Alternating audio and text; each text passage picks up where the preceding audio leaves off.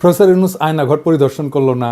ওই পরিদর্শনের পর সোশ্যাল মিডিয়াতে যতগুলো আয়নাঘর নিয়ে পোস্ট হয়েছে না, ভিডিও টিডিও আসছে, সবগুলোতে যে আওয়ামী লীগাররা এই জাউরারা হারি একদম উপহাস করেছে। বলছে এটা নাটক, বলছে স্ক্রিপ্ট দুর্বল, অভিনয় দক্ষতার অভাব, কত কিছু কথাবার্তা। আয়নাঘর নিয়ে প্রকাশিত ভিডিওর নিচে এমন অগণিত কমেন্টস, হাসি ঠাট্টা ট্রল। বড় বড় মেইন স্ট্রিম মিডিয়ার ফেসবুক পেজে এই সমস্ত ভিডিওগুলোতে আসছে, এগুলোতে হাহারি একটা ভরপুর। এটা নিয়ে কাজ করছে ওয়াসাদ সিস্টার্স, অ্যানালাইসিস করছে, ডকুমেন্ট করছে। এইটা সাহেব একটু দেখান না, কারা কারা ওই প্রোফাইলগুলো থেকে হাহারি এক দিছে, একটু দেখেন একটু দেখে রাখেন। জাউরাগুলোকে দেখবেন না, বাংলাদেশে জাউরা তো বাম্পার ফলন হয়েছে, কিছু জাউরা দেখে রাখেন। সবচেয়ে বিভৎস ঘটনা হচ্ছে ওরা আইডেন্টিফাই করছে 47% রিয়েল প্রোফাইল যারা হাহারি এক দিছে। ইউরোপে একটা আইন আছে হলোকাস্ট ডিনাল। হলোকাস্ট কি জানেন তো? দ্বিতীয় বিশ্বযুদ্ধের সময় জার্মানিরা ইহুদিদেরকে নিয়ে চেম্বারে ঢুকায় আগুন দিয়ে পুড়ায় মারত লক্ষ লক্ষ। নাজিরা হলোকাস্ট করলে সেটাকে গাল গল্প বলে। এটাই ফ্যাসিবাদ, এটাই ফ্যাসিবাদের চরিত্র। আপনি এদের কখনো স্বাভাবিক সমাজে চলতে দিতে পারবেন না, তাহলে সমাজ টিকবে না। কারণ এদের মধ্যে ন্যায় অন্যায় বোধ, বিবেকের বোধটা ধ্বংস হয়ে গেছে। এদের সমাজে ইন্টিগ্রেট তখনই করা সম্ভব যদি অনুশোচনা করে মাপ চায়, আর এটা সেটা করবে না। এদের মধ্যে বিন্দুমাত্র অনুশোচনার চিহ্ন দেখছেন? নাই তো। ঠিক আছে, ফেয়ার এনাফ। ফ্যাসিস্ট যেহেতু একটাই ভাষা বুঝে, আমরা সেই ভাষায় ফ্যাসিস্টদের সাথে ডিল করব। সেই ভাষায়, যেই ভাষায় আমরা 32 নম্বরকে ডিল করছি, ঠিক একই ভাষায়। আওয়ামী লীগের তীর্থভূমি ধ্বংস করার শর্ত এই অনুশোচনাহীন আওয়ামী লীগারদের অবদান। আমরা কোনো আওয়ামী ফ্যাসিস্ট সাইকোপ্যাথকে সমাজে থাকতে দেব না। মাত্র কয়েকদিন আগের গণহত্যার কথা অস্বীকার করে। এরা মানুষ? এদের আপনি মানুষের মর্যাদা দিতে চান? এদের আপনি গণতান্ত্রিক অধিকার দিতে চান? গ্রেপ্তার করে গ্রেপ্তারকৃত হতভাগ্যের স্ত্রীকে রোজা ভাঙ্গায় ধর্ষণ করে যে হাসিনার পুলিশ একবার না বারবার, এই ভয়ঙ্কর ইতিহাস সামনে আসতেছে, সেই সময় বাংলাদেশে বসে হারি এক দেবে আর আমরা এটা মাইনা নেব? স্বামীকে আটকের পর হত্যার হুমকি দিয়ে স্ত্রীকে ধর্ষণ করত এই আলেপ, হাসিনার পদক পাওয়া পুলিশ। শোনেন, তাকে ধর্ষণ করার বিনিময়ে আমাকে মুক্তি দেওয়া হয়। বাচ্চারা, তোদের টুঙ্গি পাড়া উড়াই দেবো, আমি শপথ নিলাম। ফ্যাসিবাদের শেষ চিহ্ন মুছে ফেলবো। দে দেখি কত হাহারি এক দিতে পারিস। জাউরার সাথে ডাবল জাউরমে করা হবে। ধানমন্ডিতে আওয়ামী লীগের অফিসের জায়গাটা সরকারের, এটা দীর্ঘমেয়াদের লিজ নেওয়া। এই লিজ বাতিল করে অধিগ্রহণ করে ফেলা উচিত। লিজের শর্তের আইনি পরীক্ষা করে যদি সম্ভব হয় দ্রুত লিজ বাতিল করে দিতে হবে। এটা ধানমন্ডি 32 নম্বরের জন্য প্রযোজ্য। আমরা এই জন্যে আওয়ামী লীগকে নিষিদ্ধ করতে চাই। এদের পশ্চিমে অ্যাসাইলাম নেওয়ার রাস্তা যেন বন্ধ হয়ে যায়, আর যারা পশ্চিমে আছে তারা যেন আওয়ামী লীগের হয়ে জিন্দাবাদ দিতে না পারে। নিষিদ্ধ সন্ত্রাসী দলের সদস্য হিসেবে এদের যেন দেশে ফিরে আনা যায়, আর এদেরকেও বিচারের মুখোমুখি করা যায়। দেখেন, ইলিয়াসকে হত্যা করতে চাইছে আমেরিকা, আওয়ামী লীগের ভাইস প্রেসিডেন্ট আবার পিএইচডি করেছে। কি রকম জাউরা এগুলো সেটা দেখেন, শুনেন। ইসলাম যদি আমাকে অ্যালাউ করতো কাউকে খুন করা, 1 নম্বরে আমি খুন করতাম, দিস গোয়িং টু লাইফ, 1 নম্বরে আমি খুন করতাম ওই ইয়েকে, কি বলে, ইলিয়াসকে। Is another talented but very deeply rooted within the wrong process. And this Hassanat guy, ওরে বাংলাদেশে ফিরে আনতে হবে। আগে তাকে আমেরিকা আইনি ব্যবস্থার মুখোমুখি করতে হবে। আমেরিকায় যারা আছেন তারা ব্যবস্থা নেবেন। বেশি এক্সাম্পল লাগবে না, মোটামুটি 20-25টা এক্সাম্পল তৈরি করতে পারলে এরা প্যাকেট হয়ে যাবে। এরা ভিতর দিন, ওই যে কইছে না হার্ভিং মজুমদার অস্ত্র হাতে গেরিলা যুদ্ধ করবে, ওই মুখেই মারিতং ওরা। আমার কাছে মনে হয় এই দেশকে, মানে এইখানে একটা যুদ্ধ শুরু হয়ে গেছে। এই যুদ্ধে এখন আমাদেরকে স্বাধীন করবার পালা। অস্ত্র হাতে নামতে হবে, এখানে গেরিলা যুদ্ধ করতে হবে, এখানে আমাদেরকে ট্রেনিং নিতে হবে। হার্দিক মজুমদাররা তো জুলাই আগস্টে আমাদের সাথে অস্ত্র হাতে যুদ্ধই করেছিল। সাথে ছিল police, army, RAB, BGB, Chhatra League, Jubo League, এমনকি আর্মি। পারে নাই। ওরা ওই একটা অস্ত্র নিয়ে ওরা যুদ্ধ লড়তে পারবে। আমরা পরাজিত হইতে পারি, আমি মেনে নিলাম আর কি। যদি সব বাকশালী হয়ে যায়, ওদের চামড়ার বন্দুক আছে না, ওটাতে বাতাসের গুল্লি মারে, টার্গেট বরাবর না হইলেও অসুবিধা নাই, ফাঁকে মারলেও নাকে লাগবে, শিওর শট। এডিটর সাহেব বুঝায় দেন, বন্দুকের গুলি ছুড়ে দেন। শুনিস হার্পিক, মূলা লাগবে, মূলা পাঠামু আর পচা গরু খা কিছুদিন, দেখ পারিস কিনা। আরামজাদা। আওয়ামী লীগারদের ফেসবুক প্রোফাইল দেখলে ব্লক করবেন, ওদেরকে ওদের বাবলের মধ্যে আটকায় ফেলেন। দেখবেন না ওদের পোস্ট, ইন্টারাক্ট করবেন না ওদের পোস্টে, ওরা শুকায় মরবে। আমরাই দেশের 95% মানুষ, ওদের এইভাবে বিচ্ছিন্ন করে দিলে ওরা শুকায় মরবে সোশ্যাল স্পেসে। ইউটিউবে আনসাবস্ক্রাইব করবেন যদি ওদের চ্যানেল ট্যানেল থাকে। আর একটা বিষয়, ওই যে পুলিশের ইউনিফর্ম তো বদলাইতেছেন না, ভালো, কিন্তু পুলিশের লোগো বদলাইতে হবে। যে লোগোর মধ্যে নৌকা আছে, অভিশাপের চিহ্ন। কিভাবে পুলিশকে পুলিশ লীগ বানানো হয়েছে সেটার অডিও ক্লিপ ফাঁস হয়েছে, শুনেন। এই যে বেনজির হারামজাদার কথা শুনেন, আমেরিকার স্যাংশন পাওয়া কোটি লোকে আছে, এটা বের করেন, শুনেন। জি স্যার, আপনি আপনার বক্তব্য কন্টিনিউ করেন স্যার, প্লিজ। Thank you. তো আমরা ওই দিকে যাই। Thank you so much. আমি একটু ওই যে তনুর কথা উত্তর দিইনি। আওয়ামী লীগ আমলে যত রিক্রুটমেন্ট হয়েছে এগুলো কিন্তু সব পুলিশ ভেরিফিকেশন করে রিক্রুটমেন্ট করা হয়েছে, ঠিক আছে? যে কারণে এরা ক্ষমতা এসে কিন্তু সারদা থেকে প্রচুর লোককে তারা পুলিশ ট্রেনিং থেকে বাদ দিয়ে দিছে। কেন বাদ দিছে ইউ ক্যান আন্ডারস্ট্যান্ড। আমরা আমাদের সময় আমি যে কদিন ছিলাম বা তার আগেও আওয়ামী লীগের আমলে আমাদের জানা মতে মানে ওই ভিন্ন মতাদর্শ কোনো লোকজন সহজে ঢুকতে পারে নাই, বিকজ এগুলোকে সব আগে পুলিশ ভেরিফিকেশন করে এরা কে কোন মতাদর্শে সেগুলো নিশ্চিত হয়েই চাকরি দেওয়া হয়েছে। এটা আপনার জানার জন্য। এই জন্য কিন্তু ওই কালকেও কোথায় পরশুদিন কোথায় কথা বলছিলাম, তারা বলছিল যে এরকম লোকজন বলে যে এটা বেনজিরের বাহিনী, ঠিক আছে? এবং পুলিশকে কিন্তু এরা বিশ্বাস করে না, এরা খুন করে ক্ষমতায় আসছে, আবার এরা কিন্তু পুলিশকে বিশ্বাস করে না। যদিও এই মুহূর্তে তারা প্রচুর লোকজন নিয়ে আসছে, ওই যে রিটায়ারমেন্ট থেকে এখান থেকে সেখান থেকে এনে বসিয়েছে। ওই যে আপনার 2008 সালের আগে 9 সালের আগে যারা রিক্রুট ছিল পুলিশে তাদেরকে সামনে নিয়ে আসছে, এইভাবে কিছু লোকজনকে সামনে এনে চালানোর চেষ্টা করছে, কিন্তু বেসিক্যালি কিন্তু তারা পুলিশকে বিশ্বাস করে না। এরা তারা মনে করে যেগুলো আওয়ামী লীগের সমর্থক, পুলিশ ইন্টার বাহিনী আওয়ামী লীগের সমর্থক। আর আমি মনে করি যে এই আওয়ামী লীগের পুলিশ বাহিনী তো আসলে বঙ্গবন্ধুর নেতৃত্বে কাজ করার ঐতিহ্য ইতিহাস আছে। আপনারা জানেন যে আপনার 25শে মার্চ কাল রাত্রে তো যে অ্যাটাক গুলো হয়েছিল তার মধ্যে প্রধান হচ্ছে রাজারবাগ পুলিশ লাইন, এবং তারাই প্রথম কিন্তু স্বাধীনতার সপক্ষে প্রথম গুলি বর্ষণ তারাই করেছে কিন্তু পাক আর্মিদের বিরুদ্ধে। তো ওখান থেকে কিন্তু এদের এই বাহিনীর একটা ঐতিহ্য আছে, প্রো আওয়ামী লীগ ঐতিহ্য বা প্রো লিবারেশন ঐতিহ্য আছে। এবং কন্টিনিউয়াসলি মাঝখানে যদিও অনেক বছর আওয়ামী চেতনার যারা বিরোধী তারা ক্ষমতায় ছিল, তাদের লোকজন ঢোকানোর চেষ্টা করেছে, but end of the day আমি মনে করি এখনো এই প্রো লিবারেশন বা প্রো এল ফোর্সই এই ফোর্সের মধ্যে বা সদস্য এই ফোর্সের মধ্যে সংখ্যাগরিষ্ঠ। তো সেই আস্থা থাকতে হবে, আমার মনে আস্থা থাকা ভালো। এবং এন্ড অফ দি ডে দেখবেন যে এরাই আপনার একসময় সহযোগী হয়ে দাঁড়াবে আর কি। এই মুহূর্তে হয়তো না পারলেও কোন একটা সময় সহযোগী হয়ে এদের সহযোগিতা আপনারা পাবেন। আর আমি চেষ্টা করছি পুলিশ বাহিনীর সদস্যদের যারা আপনারা জানেন যে প্রচুর লোকজন তো যখন 5ই আগস্টের পরে প্রচুর পুলিশের সিনিয়র অফিসাররা কর্মস্থল ত্যাগ করে গেছে, আর আসে নাই। আর প্রায় 300-350 অফিসারকে ইতিমধ্যে চাকরিচ্যুত করা হয়েছে। সমসংখ্যক কর্মকর্তাকে বিভিন্ন জায়গায় সংযুক্ত করে রাখা হয়েছে, মানে তাদের ডিউটি থেকে প্রত্যাহার করে অকার্যকর করে রাখা হয়েছে।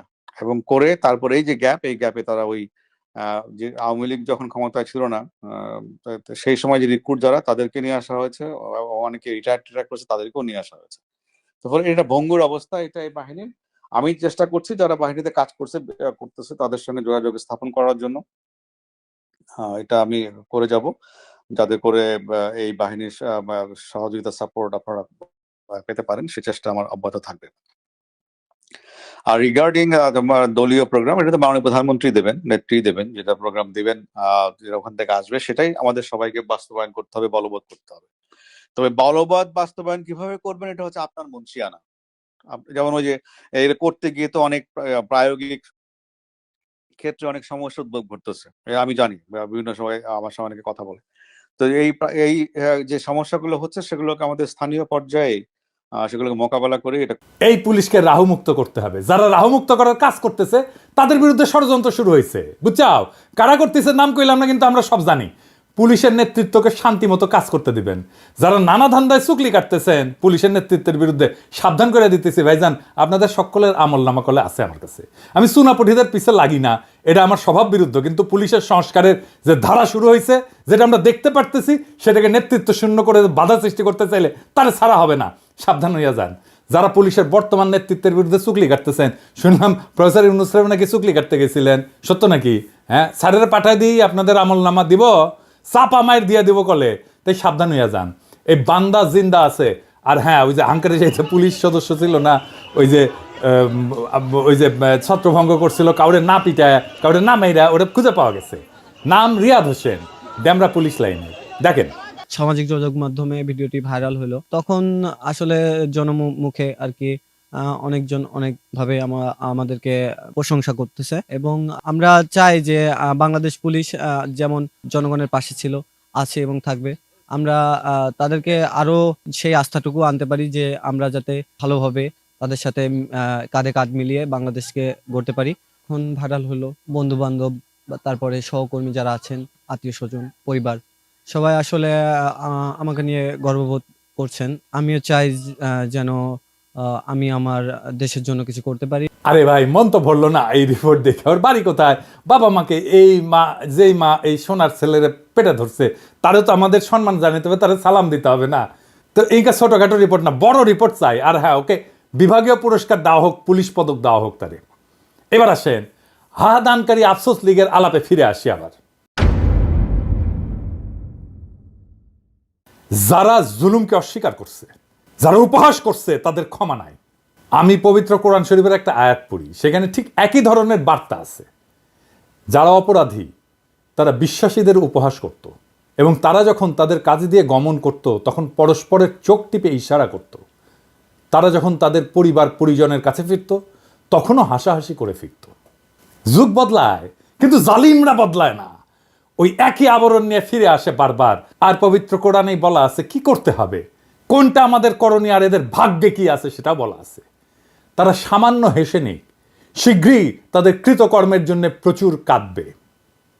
এখন প্রশ্ন হচ্ছে, কেন, কিভাবে তাদের এই সাহসটা তৈরি হইল? কারা এই সাহস তৈরিতে ভূমিকা রাখলো? আসেন সেটা বুঝে দেখি। 5ই আগস্টের পর আমরা দেখছি সমস্ত অর্গানাইজ শক্তি কেন্দ্র যেগুলো ছিল, যেমন ধরেন বড় রাজনৈতিক দলগুলো, আর্মি, এরা আওয়ামী ফ্যাসিস্টদের আশ্রয় দিল। প্রথমে আশ্রয় দিল আর্মি সারা দেশের ক্যান্টনমেন্টগুলোতে, তারপরে জাতীয় স্থানীয় পর্যায়ে বিএনপি, জামাত, কিছু নেতা, এমনকি পুলিশ ডিজিএফআই নিরাপদে সীমান্ত পার করে দিল। আর্মির হেফাজত থেকে পালায় গেল লেফটেন্যান্ট জেনারেল মুজিব। কাউকে এর জন্য দায়ী করা গেছে? করা হয়নি। কেন করা যায়নি? ওয়াকারের বিরুদ্ধে কিছু বললে হুক্কা হুয়া শুরু করে দেয় ডিজিএফআই এর পেইড এজেন্টরা। ওয়াকারের জন্য নাকি ইন্ডিয়া বাংলাদেশে আক্রমণ করে নাই। হ্যাঁ, খারান খারান হাইসানি, আমি না ঘোড়ায় আসবো। ডিজিএফআই ভালো, খুবই ভালো। বয়ান দেয় ডিজিএফআই নাকি একাই গুম করে না, আরো সবাই করেছে, তাই ডিজিএফআই অত খারাপ না। হ্যাঁ, ডিজিএফআই ভালো, খুবই ভালো ছেলে, সন্ধ্যাবেলা হাত মুখ ধুয়ে পড়তে বসে, তাই না? যে আর্মি চিফ 5ই আগস্টে সারাক্ষণ ইন্ডিয়ান আর্মি চিফের সাথে কথা বলছে, হাসিনার বোনজামাই জন্য মেডিকেলি আনফিট হওয়ার পরে আর্মি চিফ হয়েছে, যার কমান্ডে আর্মি সবচেয়ে বেশি হত্যাকাণ্ড চালাইছে ছাত্র জনতার উপরে, যেই শহীদের শরীরে বেধা 66% গুলি আসছে আর্মির অস্ত্রাগার থেকে। আমার কথা না, জাতিসংঘের কথা। সেই আর্মি চিফ ইন্ডিয়া থেকে বাংলাদেশ বাঁচাইতেছে। হে খোদা, আমারে উঠায় নাও, নয়তো দড়ি ফেলাও, বায়ে উঠে যায়। এই বয়ান যারা বলে তারা কার স্বার্থ রক্ষা করে? এই বয়ান যারা বলে তারা কার ক্রীড়নক? এই বয়ান যারা বলে তারা কার পুতুল? তাদের কি নাচায় আমরা জানি। ছাগল নাচে খুঁটির জোরে, আর এই খুঁটিটা কি সেটাও আমরা জানি। বাংলাদেশে হাসিনার পলায়নের সবচেয়ে বেশি ঝামেলা এখন কে পড়েছে? এটা বুঝলে আমরা সব রাজনীতি ফকফকা করে বুঝতে পারবো। আসেন সেটা বুঝে দেখি। সবচেয়ে বেশি ঝামেলায় পড়েছে মোদি। আন্দোলন, বিপ্লব দমনে পুলিশের পোশাকে অন্য দেশের নাগরিকদের থাকার প্রমাণ মিলছে। আন্তর্জাতিক অপরাধ ট্রাইব্যুনালের চিফ প্রসিকিউটর বলছে নিজেই, প্রমাণ, অনুমান না। তার মানে প্রসিকিউশন হাসিনার বিরুদ্ধে না, ভারতের মোদিকে এখানে মামলায় ঢুকাবে। মোদির আরো সমস্যা আছে। বিএনপির সালাউদ্দিন সাহেবকে কিভাবে ঢাকা থেকে ধরে নেওয়ার পরে ইন্ডিয়া পাওয়া যায়, সুকরঞ্জন বালিকে কিভাবে হাইকোর্টের সামনে থেকে অপহরণ করার পরে ইন্ডিয়ার জেলে পাওয়া যায়। মোদিকে এটার জবাব দিতে হবে তো, ইন্ডিয়াকে রাষ্ট্র হিসেবে এটার জবাব দিতে হবে তো। হাসিনাকে, তার দলের সব দুর্বৃত্তকে কেন আশ্রয় দিচ্ছে ইন্ডিয়া? আর কিভাবে বাংলাদেশের রাজনীতিতে হস্তক্ষেপ করছে সেটা তো আমরা জানি। হাসিনার অপরাধের সলিড এভিডেন্স পাওয়া গেছে জাতিসংঘ থেকে। আমরা করি নাই, প্রফেসর ইউনূস করে নাই, প্রফেসর ইউনূসের প্রশাসন করে নাই, করছে থার্ড পার্টি জাতিসংঘ। এইটার কোনো যদি কিন্তু নাই, এর সে সলিড এভিডেন্স হয় না। বাংলাদেশের আদালতে বেইজ্জতি, এটা মোদি ঠেকাইতে চায়। এইটা ভারত রাষ্ট্রের জন্য জরুরি। কিভাবে ঠেকাবে? একটাই রাস্তা আছে, প্রফেসর ইউনূসকে যত দ্রুত সম্ভব বিদায় দেওয়া। প্রফেসর ইউনূসকে বিদায় দিতে পারলে বাংলাদেশের সবকিছু আগের অবস্থায় চলে যাবে। এইখান থেকেই পাইছে সাহস। আবার আগের গৌর আবার হেডম নিয়ে আমরা আসতেছি, আর টাকা পয়সা তো আছেই, সবাইরে কিনে ফেলবে, এই হইতেছে প্ল্যান। সেই জন্যই আগাম নির্বাচন, দ্রুত নির্বাচন, এই সমস্ত আলাপ। তিস্তানিয়া প্রোগ্রাম করে আর এক্সিকিউট করে কি? দ্রুত নির্বাচন আর প্রফেসর ইউনূসের দ্রুত বিদায়, এই ইন্ডিয়ান প্ল্যান এক্সিকিউট করে। আপনারা বুঝে হোক না বুঝে হোক ইন্ডিয়ান ব্যাগেজ কান্দে নিছেন, এই ব্যাগেজ আমরা মাইনা নেব না, কোনোদিন মাইনা নেব না। বাংলাদেশের রাজনৈতিক দলগুলো কখনো জনগণকে দেওয়া প্রতিশ্রুতি রাখে নাই, ইতিহাস সাক্ষী। 1990 3 জোটের রূপরেখা রাখে নাই। তত্ত্বাবধায়ক সরকারকে প্রশ্নবিদ্ধ করছে প্রথমে বিএনপি, বিচারপতির বয়স বাড়ায়।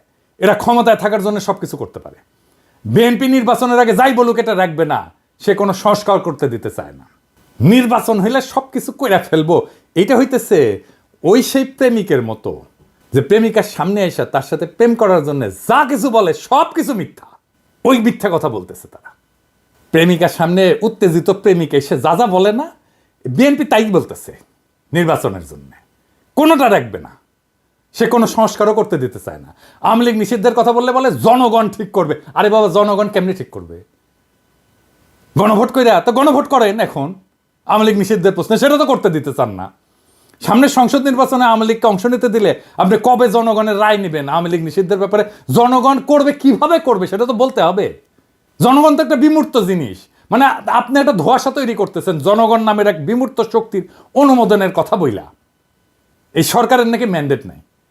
সংবিধান সংস্কারে তো বিএনপির ম্যান্ডেট থাকবে, সে 2/3 মেজরিটি পাবে, কিভাবে জানে? পাবে না তো। তার মানে সংবিধান সে পাল্টাতে পারবে না। তখন বলবে আমরা কিভাবে পাল্টাবো, আমাদের তো মেজরিটি নাই। তারপরে প্রশ্ন থাকে, সে কি সংবিধানের মূলনীতি পাল্টাতে পারবে যদি মেজরিটি 2/3 মেজরিটি পায়ও? পারবে না। কারণ যে সংবিধানের অধীনে সে নির্বাচন করবে, শপথ নিবে, সেই সংবিধানের মূলনীতিকে সে পরিবর্তন করতে পারবে না। নির্বাচন হইলে কোনো বিচার হবে না, আপনারা লিখে রাখতে পারেন। মোদি আর ইন্ডিয়া আবার চিরজীবনের জন্য মাপ পেয়ে যাবে। ওই সংবিধানে থাকবে ধর্মনিরপেক্ষতা, গণতন্ত্র, বাঙালি জাতীয়তাবাদ আর সমাজতন্ত্র। সেইটা আমাদেরকে এত রক্তের পর, বিপ্লবের পরেও আমাদেরকে ওই সংবিধানই টাইনা নিয়ে যাইতে হবে। মোদি আর ইন্ডিয়া চিরজীবনের জন্য মাপ পেয়ে যাবে। তাদের যে আমরা পাইরা ফেলতে পারছিলাম, সেই সুযোগ হেলায় আমরা হাতছাড়া করে ফেলবো। কম্প্রোমাইজ করে ফেলবে যারাই ক্ষমতায় আসুক।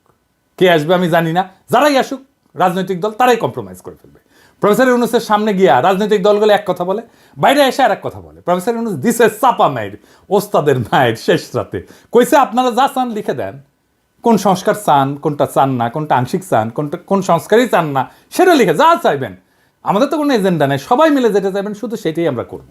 তবে আমরা ওয়েবসাইটে দিয়ে দেবো কে কি চাইছিলেন। আপনারা কোন দল কোনটা ইয়েস বলছেন আমরা রাজি, কোন দল নো বলছেন আমরা রাজি না, কোন দল বলছে আমরা সংস্কার রাজি, আমরা সবাই ওয়েবসাইটে দিয়ে দেবো। দেশের যে কোনো মানুষ দেখতে পাবে কোন কোন বিষয়ের প্রতি তার সম্মতি আছে, কোন বিষয়ের প্রতি মানুষের সম্মতি নাই। এটা কোনো গোপন জিনিস না, এটা রাজনৈতিক দলের একটা বক্তব্য। আপনি বলেন যে আমি কোনোটার দিকে সম্মতি নেই, লিখে দেন, আমরা ওটা ওয়েবসাইটে দিয়ে দেবো যে এইটার এই দলের তারা বলেছেন কোনোটার প্রতি সম্মতি, অথবা আমরা সব কাটার প্রতি আমরা একমত হলো, আমরা একমত হতে পারি, আমরা কিছুটা সংশোধন সাপেক্ষে একমত হতে পারি, অথবা এইটাতে আমরা রাজি না, এটা আমরা ধরতে চাই না, হতে পারে। আপনাদের ইচ্ছাটা প্রতিফলন করা আমাদের দায়িত্ব হলো জাতির সামনে আপনাদের ইচ্ছাগুলোকে তুলে ধরা। এর ভিত্তিতে আমরা কি কাজ করবো সেটা আমরা পরে দেখার পরে ঠিক করবো যে এটা কি করা যায়, আপনাদের বক্তব্যগুলো কি আছে। বুঝছেন? ব্যাস, মুখে এখন তালা। এইবার রাজনৈতিক দলগুলো বুঝবে অ্যাকাউন্টেবিলিটি কারে বলে, দায় নেওয়া কাকে বলে। এইবার তারা বুঝবে রাজনীতি জিনিসটা কত কঠিন, জটিল। এটা ছেলের হাতের মোয়ানা। এতদিন ভালসুন্দের সাথে খেলছে তো বুঝতে পারে নাই রাজনীতি কত কঠিন। এবার প্রফেসর ইউনূসের সাথে খেলতে গেছে, হে বুঝেছে। প্রফেসর ইউনূস একাই খেলে দিছে একটা কথায়। রাজনৈতিক দলগুলোকে বলি, কোনো বিশেষ দলকে উদ্দেশ্য করে বলতেছি না, সবাইকে বলতেছি, বাংলাদেশে ইন্ডিয়ান ব্যাগেজ নিয়ে রাজনীতি করার দিন শেষ। ইন্ডিয়ান ব্যাগেজ থাকলে আপনার রাজনীতির কোনো ভবিষ্যৎ নাই। আপনি যত বড় রাজনৈতিক দল হন না কেন, কোনো লাভ নাই। পিনাকির আপনি হুতায় ফেললেও আপনি বেচবেন না। পিনাকি হইতে যাবে কিন্তু আপনি বেচবেন না। বাংলাদেশের রাজনৈতিক বাস্তবতা আপনাদের ইন্ডিয়ান ব্যাগেজ নিয়ে রাজনীতি করতে দেবে না, ফুল স্টপ। প্রফেসর ইউনূসের প্রতি আহ্বান, আপনার এই অন্তর্বর্তীকালীন সরকার ভেঙে দেন, বিপ্লবী সরকার গঠন করেন। জন আকাঙ্ক্ষা সেইটাই। এই বিপ্লবী সরকার থাকবে ততদিন যতদিন হাসিনার এই বাকি টার্ম আছে ততদিন। 5ই আগস্টের পরে যে সুযোগ আমরা হারাইছিলাম, যে হারানোর সময় আবার ফিরে আসছে। এই মুহূর্তে আবার হারায় যাওয়ার আগেই বিপ্লবী সরকার গঠন করেন। দেশের রাজনীতির গুণগত পরিবর্তন হয়েছে, তাকে ধারণ করেন। বিপ্লবী সরকার গণপরিষদের নির্বাচন দিবে, সবাই নির্বাচন করছে, দ্রুত নির্বাচন দিয়ে দেবে বিপ্লবী সরকার গঠন করে 1 মাসের মধ্যে। গণপরিষদ নতুন সংবিধান রচনা করবে, আপনারা নির্বাচন করেন সেইখানে। সেই সময় বিপ্লবী সরকার সংস্কার সম্পন্ন করবে। নতুন সংবিধান রচিত হলে গণপরিষদ ভেঙ্গে দিয়া সেই নতুন সংবিধানের অধীনে নির্বাচন হোক। আপনারা সবাই উৎসবের সাথে সেই নির্বাচনে অংশ নেন। আমি ব্যক্তিগতভাবে চাই প্রফেসর ইউনূস জাতির নেতৃত্ব থেকে যেন তারপরেও বিদায় না নেন। তিনি যেন রাষ্ট্রপতির পদকে অলংকৃত করেন। তিনি আসলেই অলংকার হয়ে উঠবেন রাষ্ট্রপতি পদের জন্য। আমরা উনার অভিভাবকত্ব এত তাড়াতাড়ি হারাইতে চাই না। বাংলাদেশকে আমাদের শক্ত অর্থনৈতিক এবং রাজনৈতিক ভিত্তির উপরে দাঁড় করানোর জন্য প্রফেসর ইউনূসের অভিভাবকত্ব আমাদের দরকার। ছাত্র জনতার আকাঙ্ক্ষার রাষ্ট্র তৈরি করে দেওয়াটা আমাদের দায়িত্ব এবং কর্তব্য। আমাদের সেই প্রতিশ্রুতি ভুলে গেলে চলবে না। আমরা এক কঠিন জটিল সন্ধিক্ষণে দাঁড়ায় আছি। একদিকে ভয়, অন্যদিকে সম্ভাবনা। যারা সত্যকে বিকৃত করছে, ইতিহাসের নির্মম বাস্তবতাকে উপহাস করছে, তারা শুধু নিজেদের মানবিকতাই হারায়নি, তারা আমাদের ভবিষ্যৎকেও হুমকির মুখে ফেলে দিছে। কিন্তু ইতিহাস সাক্ষী, জুলুম কখনো টেকসই হয়নি, জুলুম কখনো টেকেনি, জালেম কখনো টেকেনি। প্রত্যেকটা ফ্যাসিস্ট শক্তির শেষ আছে, আর সেই শেষ তারাই ডেকে আনে যারা সত্যকে মুছে দিতে চায়। আমাদের করণীয় একটাই, হাসিনা আর তার দোসরদের বিচার নিশ্চিত করা, রাষ্ট্রের ন্যায়ের ভিত্তি পুনর্নির্মাণ করা। আমাদের রাজনীতি কোনো আপোষের রাজনীতি হইতে পারে না। আমাদের লক্ষ্য একটাই, ফ্যাসিবাদের শেষ চিহ্ন মুছে ফেলা। আমরা জানি এই পথ সহজ না, বাধা আসবে, কিন্তু এই লড়াই শুধু রাজনীতির লড়াই না, এটা আমাদের অস্তিত্বের লড়াই। প্রফেসর ইউনূসের নেতৃত্বে আমরা একটা নতুন অধ্যায়ের সূচনা দেখছি। এই মুহূর্তটা আমরা হারাইতে পারি না। আমাদের সাহসী হইতে হবে, সংগঠিত হইতে হবে। এই লড়াই শুধু আওয়ামী ফ্যাসিবাদের বিরুদ্ধে না, এটা পুরো সিস্টেমকে বদলে দেওয়ার লড়াই। এটা একটা বিপ্লবী আন্দোলনের ভিত্তি। আমরা একটা নতুন বাংলাদেশ গড়ব, একটা ন্যায়ের বাংলাদেশ গড়ব, একটা ইনসাফের বাংলাদেশ গড়ব, একটা মানুষের বাংলাদেশ গড়ব। ইতিহাস আমাদের দিকে তাকায় আছে। আমরা কি আমাদের সেই দায়িত্ব পালনে প্রস্তুত?